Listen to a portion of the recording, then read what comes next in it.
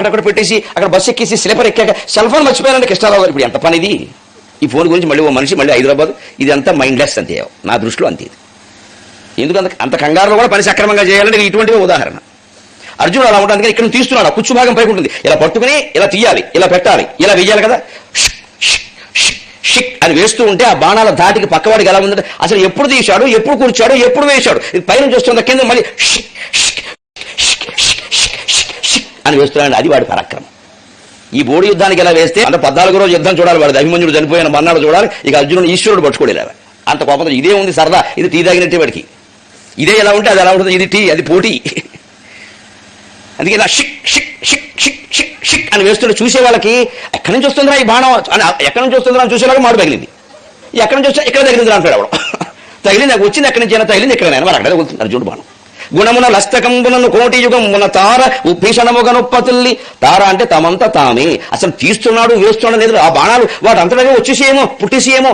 జనం బాగా ఎక్కువ వస్తే నేల ఈనిందంటారు. నేల ఈనడం ఏంటండి, మనుషులు ఇంతేనే 120 కోట్ల మంది ఉన్నారు. నేల ఇంతే జనం పట్టుకోగలవా? నేల ఈనిందంటే అర్థం ఏంటి, జనం చూస్తుంటే అసలు వచ్చి కూర్చుంటే ఇలా ఉంటారు ఏమిటి, నేలే ఈనేసి ఉంటుంది ఎంతమంది అంటారు కదా, ఆ అలంకారం అనమాట. ఇక్కడ ఆ ధనుస్సు నుంచి ఆయనకి ఏదో ఏర్పాటు ఉందన్నమాట మంత్రం, దానివల్ల అక్కడి నుంచి బాణాలు ఇక్కడి నుంచి బాణాలు పుడుతున్నాయట. అందుకని నేను తీసివేస్తున్నట్టుగా లేదు, అది కవిత్వం అంటే యుద్ధాన్ని వర్ణించాడు తిక్కన గారు పాల్పడడం. మనం అంతా దృష్టవంతులు. అలా ఉంది. ఎక్కడి నుంచి వస్తున్నాయి తిరిగిట ఉత్పత్తిని రభసంబున రేగడు మాటికి రెచ్చిపోయినట్టుగా వస్తున్నాడు బాణాలు. తీవ్ర మార్గణ నికరంబు ఒక్కట అరాతి బలంబును గ్రప్ప. తీవ్రమైన మార్గణం అంటే మార్గణం వెతుక్కుంటూ వెళ్ళేది, మృగయతీతి మార్గణం, మృగ్యతీతి మార్గణం, వెతుక్కుంటూ వెళుతుంది అనమాట. అంటే వీరుణ్ణి వెతుక్కుంటూ వెళ్ళి చంపుతుంది ఆయన బాణం. ఇది వేస్తే వెళ్ళడం కాదు, అది వెళ్ళి వాడు పక్కెడతాడు, వాడు పైగా వాడు వస్తున్నాడు. ఇది మంత్ర ప్రయుక్తమైన బాణంలో ఉంది లేదు పావులాగా, అది మార్గణం అని వాడికి కావాలి. అందుకని ఆ తీవ్రమైన మార్గణాలు వెతుక్కుంటూ వెళ్ళి శత్రువులను చంపుతూ ఉంటే అవన్నీ శత్రుబలాన్ని కప్పేస్తే గాంధీవ క్వణనము ఠమ్ ఠమ్ ఠమ్ అని ఆ వింటి నారి ధ్వని వస్తుంటే కొంతమంది సౌండ్ ఇంజనీర్లు ఉన్నారు, ఆ సౌండ్కి పోయారు కొంతమంది. వాళ్ళకి బాణం అక్కల, దీనికి జాలు వాళ్ళకి, మిగిలిన వాళ్ళతో యుద్ధం చేయొచ్చు.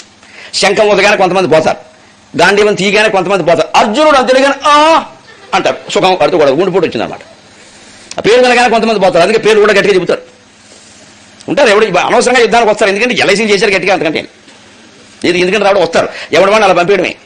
అలాగా గాంధీవ కోణనం, గాంధీవ ధ్వని రోదసీ కుహర కర్పరము పగిలింపనుగ్రతం.